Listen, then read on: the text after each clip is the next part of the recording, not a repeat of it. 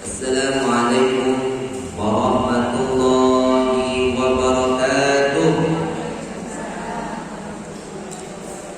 Alhamdulillahirabbil alamin.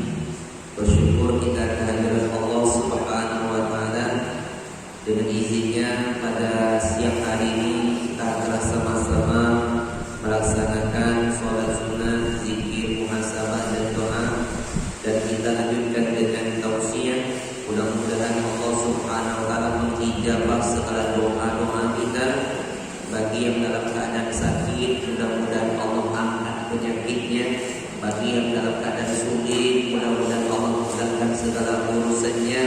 Bagi yang dalam keadaan berhutang, mudah-mudahan Allah lunaskan hutang-hutangnya. Wassalawat wa Nabi Muhammad sallallahu alaihi wasallam.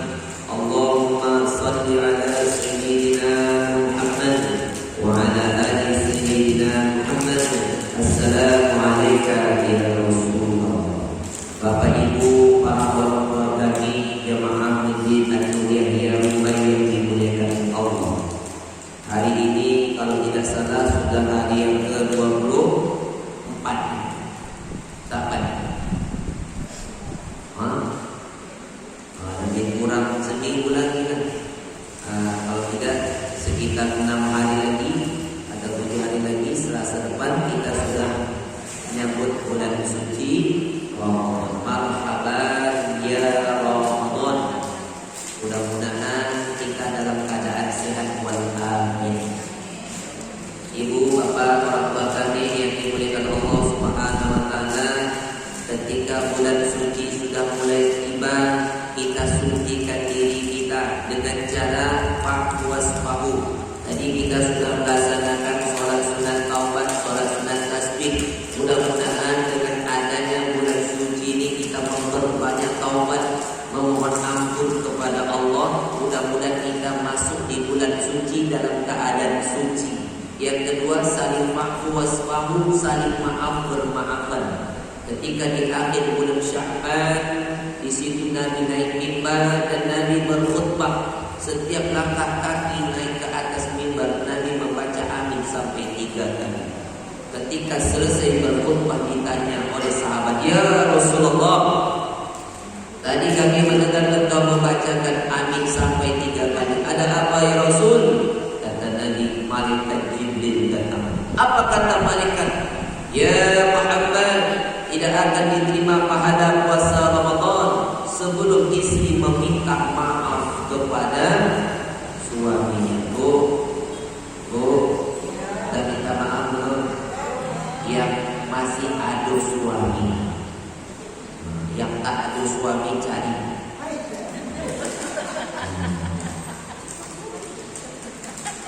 Kalau malu depan anak-anak, bawa ke kamar. "Ya Rasulullah, apa amin yang kedua tidak akan diterima pahala puasa Ramadan sebelum anak meminta maaf kepada orang yang masih ada orang tua datang minta maaf, yang jauh tak sempat kunjungi telepon, video call, yang sudah meninggal jangan ditelepon lagi." Ini maaf. Dan yang ketiga, tidak akan diterima pahala puasa Ramadan sebelum dia meminta maaf sesamanya. Kita ini kadang salah cakap, kadang salah tegur, kadang salah letak, kadang salah pandang, kadang salah ucap, tersinggung. Maka dalam setahun ini kita saling bermaaf. Maka dari itu yang harus kita persiapkan, ibu-ibu yang dimuliakan Allah Subhanahu wa taala, ketika datang bulan suci Ramadan, kita sudah mempersiapkan segalanya. Apa dia? Pertama, bekal ilmu. Datang Ramadan bisa kita praktek. Apa dia? Yang pertama, ketika datangnya Ramadan, biasakan kita bangun untuk makan sahur. Biasanya kita jarang makan kan? Subuh-subuh udah bangun, ya kan? Bagi yang sholat malam tahajud jam 3, jam 4 ibu sudah mempersiapkan untuk makan sahur. Tasaharu fa inna bis sahuri barakah. makan sahur ada berkah. Kalau puasa sunat niatnya boleh jam 9 pagi kalau belum makan. Tapi kalau puasa wajib Ramadan harus di malam harinya. Sebelum tidur kita pasang niat. Nawaitu shawma ghadin adani fati syahri Ramadan hadhihi sanati lillahi ta'ala. Sengaja aku puasa besok hari. Jadi ada ketentuannya ketika kita makan sahur, disitulah kita sudah pasang niat sebelum azan sudah pasang niat. Nah, maka dengan adanya kita makan sahur ada berkah. Apa berkahnya? Untuk kekuatan fisik supaya kuat tahan puasa. Bagi orang yang jarang puasa susah, berat. Bagi yang sudah terbiasa puasa sunat mudah, tidak akan berat. Kenapa? Sudah terlatih. Yang sudah sering puasa Senin, Kamis, yang sudah sering puasa Ayyamul Bid, yang pernah puasa Daud, gampang. Masuk Ramadan tidak menjadi berat, tidak menjadi masalah. Kalaupun terlambat atau tak sempat makan sahur tidak menjadi masalah. Kenapa? Sudah terbiasa. Tapi bagi orang yang jarang puasa sunat, masuk Ramadan berat, ditambah lagi tak makan sahur, itu bawaannya jam 9 pagi sudah mau mati. Itu kalau ditegur dah tak berbunyi lagi. Inilah kalau orang jarang puasa. Nah, maka dari itu ibu-ibu orang tua kami yang dimuliakan Allah Subhanahu wa taala, kapan batas makan sahur itu? Azan. Itulah batas. Ya, tapi azan yang pertama, Allahu Akbar, Allahu Akbar, stop, udah mulai siap puasa. Ya. Jangan tunggu sampai azan itu selesai, jangan. Azan yang pertama. Ibu ya. Jadi batasnya seperti itu. Pernah dahulu sahabat agak kaget mendengar Bilal azan ya Rasulullah. Kalau begini kami kadang kaget, tak sempat makan sahur. Ada enggak kiat-kiat supaya kami bisa makan? Maka dibuatlah 10 menit sebelum azan subuh, azannya Allah di bumi maktum. Oh, itu rupanya supaya orang siap-siap untuk makan. Gitu. Jadi ada waktu namanya imsak, ya, mulai menahan. Padahal puasa itu mulainya pas azan, tapi di waktu senggang 10 menit ada rambu-rambunya, ada pengumumannya, ada pemberitahuannya. Supaya apa? Supaya kita untuk berhati-hati. Kalau sudah azan dikumandangkan tak boleh lagi makan, walaupun mulut penuh sedang mengunyah. Allahu Akbar, Allahu Akbar. Buang, jangan ditelan. Kenapa? Sudah selesai batas makan, itulah dimulai dengan puasa, ya Bu ya. Jadi kapan batasnya? Sampai situ. Tapi jangan sering-sering bergantung dengan azan. Sedang asik-asik makan, Allahu Akbar, Allahu Akbar. Bang, bukan azan. Yo, itu azan yang lain. Anu dia belum azan. Nanti kalau kita bergantung seperti itu, jangan-jangan goringnya sudah sedikit ketiduran pula. Jadi kalau dengan azan, badannya seperti itu. Nah, ibu-ibu orang tua kami yang dimuliakan Allah Subhanahu wa taala. Jadi kalau demikian Ustaz, kami tak kuat kalau tak makan. Kami harus kuat supaya bisa makan. Apa kiat-kiatnya kalau kami sering bangun terlambat? Ibu-ibu yang sering bangun terlambat untuk makan sahur, ibu harus persiapkan awal-awal blender. Ketika seringai berbunyi kan ibu kan bangun kaget tuh. Jadi untuk cepat makan, jadi ambil nasi, ambil sambal, sayur, blender aja. Nanti kasih pipet langsung sedot aja. Jadi tak banyak mengunyah kan. Nah, maka ibu-ibu yang Allah Subhanahu wa taala, selanjutnya di waktu sahur ada ampunan, wa bil ashari hum yastaghfirun. Waktu sahur ada ampunan, banyak-banyak istighfar. Karena di waktu sahur itu dikabulkan istighfar. Selesai kita makan sahur, kita lanjutkan dengan istighfar, berwudu menjelang azan. Wudu, selesai wudu, sholat sunat wudu. Mungkin bagi kita jarang, atau memang kadang-kadang, atau memang tak mau sama sekali? Padahal sholat sunat wudu ini amalan Bilal bin Rabah. Ketika Nabi Isra wal Mi'raj, Nabi melihat surga dan Nabi mendengar ada bunyi telapak sandal. Ya Jibril, itu bunyi apa? Kata Jibril, itulah bunyinya sandalnya Bilal. Kok bisa? Maka ketika Nabi turun ke bumi, Nabi panggil Bilal, aku mendengar bunyi telapak sandalmu di surga. Ada apa Bilal? Wallahi ya Rasulullah, aku tidak melakukan apapun kecuali aku selalu berwudu dan sholat 2 rakaat. Batal wudu lagi, sholat sunat 2 rakaat. Bayangkan sandal Bilal sudah sampai di surga. Kalau sendalnya sudah sampai di surga, orangnya akan ikut nusul ke sana. Kenapa? Karena sering melakukan amalan yang banyak orang tidak mau mengerjakannya. Kalau sendal Bilal sudah sampai di surga, sendal kita macam mana, Bu? Lebih mahal sendal kita daripada Bilal kan? Lebih mahal pula daripada mukena, daripada baju kan? Tapi kok bisa sendalnya sudah sampai duluan? Sendal kita kapan? Ini sendal mahal-mahal, tak dibawanya ke masjid. Sekali bawa ke masjid, hilang pula. Merepet-repet pula, mengamuk-ngamuk. Kenapa Bu? Sendal saya hilang Ustaz, baru beli mahal pula tu. Udah ikhlaskan saja. Belum bisa Ustaz, karena sendal itu tak akan balik lagi. Ikhlaskan saja. Bisa jadi sendal yang dibawa ke masjid yang mahal itu akan sampai terlebih dahulu ke surga. Kok bisa begitu? Karena sendal itu sudah dilangkahkan menuju ke masjid atau ke musola. Yang kita khawatirkan sendal yang mahal-mahal yang di rumah tak pernah dibawa sampai ke masjid, ke musola. Kalau takut hilang, maka sendal itu yang akan bawa awak ke neraka habis. Ya kan? Kalau hilang itu bukan urusan kita, yang penting kita bawa niat lillahi ta'ala kan.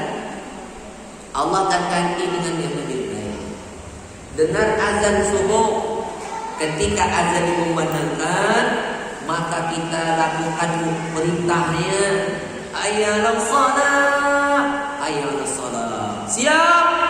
Saya siap ya Allah. Begitu. Jadi contoh lagu Umar bin Khattab. Bagaimana sikap Umar ketika mendengar azan? Rupanya Umar ini orang yang harus cepat datang ke masjid. Kalau dia datang ke masjid, dia harus sampai duluan paling depan. Dia paling cari saf yang paling depan, itu Umar. Rupanya Umar ini meninggalnya karena ditusuk, dibunuh, tapi tak langsung mati. Ya, siapa yang menusuk? Abu Lu'lu' ketika Umar jadi imam sholat subuh, datang Abu Lu'lu' bawa senjata, ditusuknya Umar dari belakang. Maka Umar ketika sholat itu merasa, siapa yang telah menggigitku? Adik, siapa yang telah menggigitku? Rupanya Umar ditusuk dari belakang. Jadi kalau ada orang sekarang menusuk imam, menusuk ustaz sedang ceramah, itu dibilang orang gila. Padahal itulah pengikut Abu Lu'lu'. Makanya sekarang para ulama kita dikawal. Ustaz-ustaz ceramah ada bodyguard kiri kanannya kan? Contohnya Ustaz Puas kan? Ustaz Sofyan tidak ada pendamping karena dia tak terkenal. Ini mau buat terkenalnya harus pasang seperti ini kan, biar dapat subscribe baru 100 orang. Nah, ketika Umar terjatuh, akhirnya Umar dibawa pulang. Sampai di rumah Umar pingsan. Sahabat bingung bagaimana cara membangunkan Umar. Rupanya kebiasaan Umar kalau dengar azan, dia harus sampai duluan masjid. Harus bisa dapat saf yang paling depan. Kalau Umar terlambat dapat saf yang nomor 2, dia mau bayar berapapun dengan orang yang di depan. Geng, di depannya, oh tak bisa. Bayarlah. Wani piro. 1 M, oke. Yang penting Umar bisa saf yang paling depan. Kita kalau datang ke masjid yang kita cari saf yang mana? Yang belakang. Kalau bisa saf yang itu ada tiang. Itu kita. Maka ibu-ibu orang tua kami yang dimuliakan Allah Subhanahu wa taala, ketika Umar pingsan, sahabat bingung bagaimana cara bangunnya. Coba kita azan. Diazankan. Allahu Akbar, Allahu Akbar. Umar yang dalam keadaan pingsan terbangun. Kenapa? Karena sudah kebiasaan dengan azan. Coba ketika itu Umar tanya, apakah aku sudah sholat? Belum, Umar, aku belum sholat. Di situ Umar berwudu dan sholat dalam keadaan sakit. Bayangkan orang yang sudah terbiasa dengan azan dalam keadaan pingsan bisa terbangun. Coba kalau kita dengar azan, coba, apakah langsung terbangun atau bertambah pingsan? Ini yang azan lah, yang komat lah, yang sholat lah. Pernah dulu saya waktu tinggal di Medina, sholat subuh, azan subuh,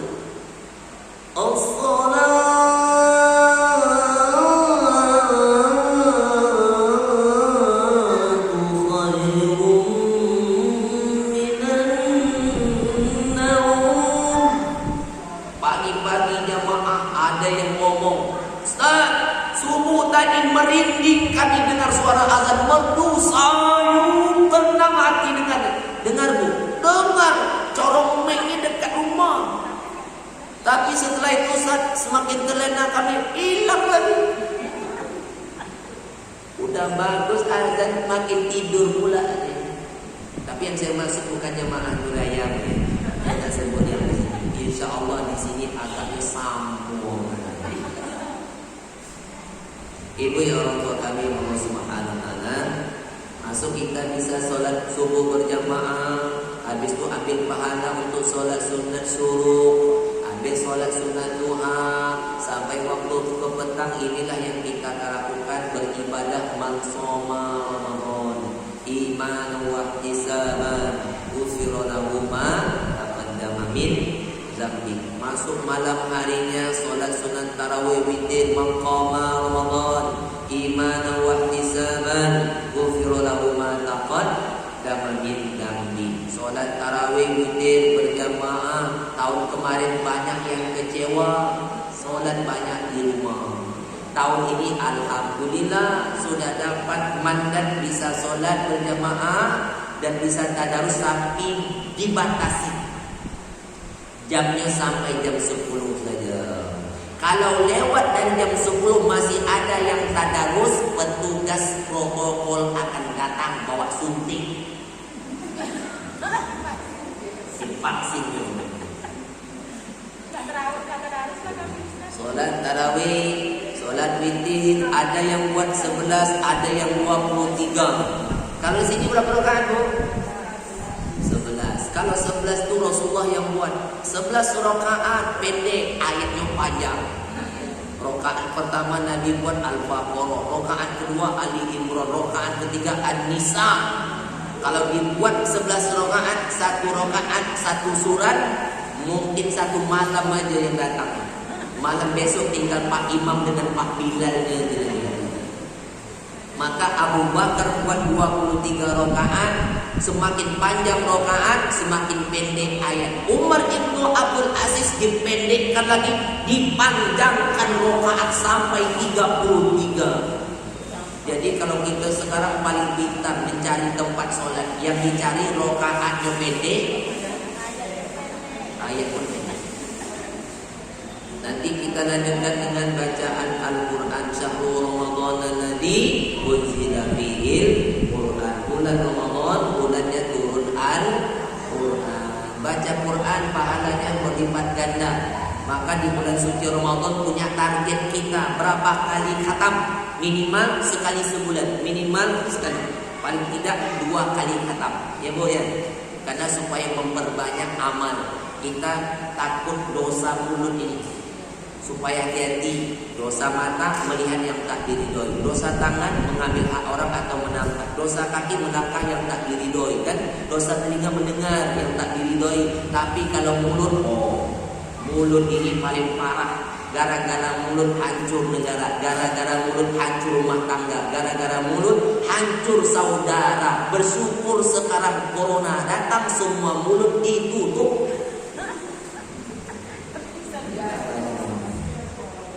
Ya, demi memperbanyak zikir. Ya Bu ya. Mudah-mudahan Allah SWT berkati umur kita, rezeki kita, bisa kita